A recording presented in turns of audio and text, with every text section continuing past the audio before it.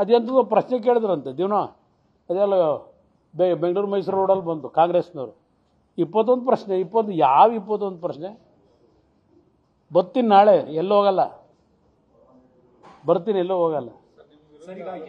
ಆಮೇಲೆ ಅದೇಂಥದ್ದು ಡಿನೋಟಿಫಿಕೇಶನ್ ಅಂತ ಕುಮಾರಸ್ವಾಮಿ ಮಾಡ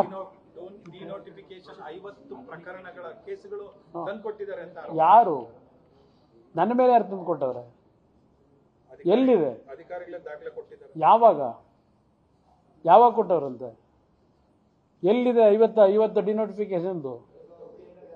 ಅಷ್ಟೆಲ್ಲ ಮಾಡ್ಕೊಂಡು ಕೂತೀರಿ. ಹೆಗಣ ಎತ್ತಿದ್ದೀರಿ, ಹೆಗಣ ತಿಂದಿದ್ದೀರಿ. ಅಲ್ಲಿ ರೀಡು ಹೆಸರಿನಲ್ಲಿ ಹೆಗಣ ತಿಂದಿರೋರು ನೀವು.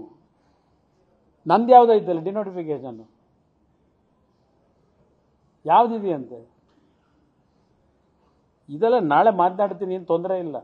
ಇದಕ್ಕೆ ಅಲ್ಲಿ ಮಾತು ಇಲ್ಲಿ ಸಭೆ ಮಾಡಿದ್ದೀರಾ ಮೈಸೂರಲ್ಲಿ? ಇದು ಹೇಳಕ್ಕೆ ಯಾವ ದಾಖಲೆ ಇಟ್ಟಿದ್ದೀರಿ? ಹೇಳಿ. ಡಿ ಕೆ ಶಿವಕುಮಾರ್ ಅವರು ಆರೋಪ ಮಾಡಿದ್ದಾರೆ. ಏನು 10 ತಿಂಗಳಲ್ಲಿ ಸರ್ಕಾರ ಕೆಡವಲಿಕ್ಕೆ ಸಂಚು ಮಾಡಿದ್ದಾರೆ. ಯಾರು?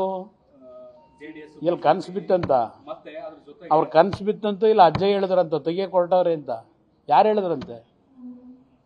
ಯಾರು ಸಂಚು ಮಾಡ್ತಾವ್ರಂತೆ? ನೀವು ಮಾಡ್ತಾ ಇರೋರು, ನೀವು ಮಾಡ್ತಾ ಇದ್ದೀರಿ.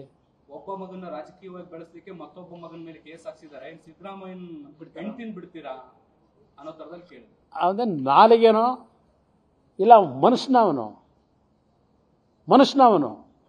ಏನೇನು ಮಾಡಿದ್ದಾನೆ?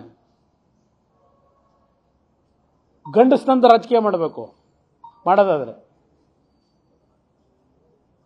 ನನ್ನ ಕುಟುಂಬದ ಮೇಲೆ ನನ್ನ ಬಗ್ಗೆ ಚರ್ಚೆ ಮಾಡ್ತಾನೆ. ಯಾವ ನಪಂಸರು ಮಾಡೋ ಕೆಲಸ ಮಾಡ್ಕೊಂಡು ಕೂತವನೆ. ನನ್ನ ಪ್ರಶ್ನೆ ಮಾಡ್ತಾನೆ.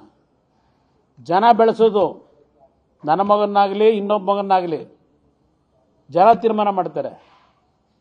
ನಾನು ಮಾಡೋಕ್ಕಾಗತ್ತಾ?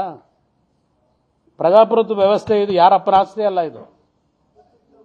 ಜನ ಯಾರನ್ನ ಬೇಕು ಅಂತ ಆಯ್ಕೆ ಮಾಡ್ಕೊಳ್ಳೋದು ಜನಕ್ಕೆ ಸೇರಿ ಇರ್ತಕ್ಕಂಥದ್ದು, ಯಾರಪ್ಪನ ಆಸ್ತಿ ಅಲ್ಲ ಇದು.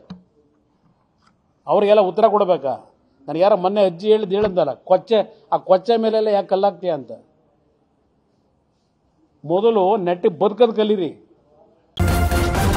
ನ್ಯೂಸ್ ಫಸ್ಟ್, ನಿರ್ಭೀತಿಯಿಂದ ನಿಮ್ಮ ಪರವಾಗಿ.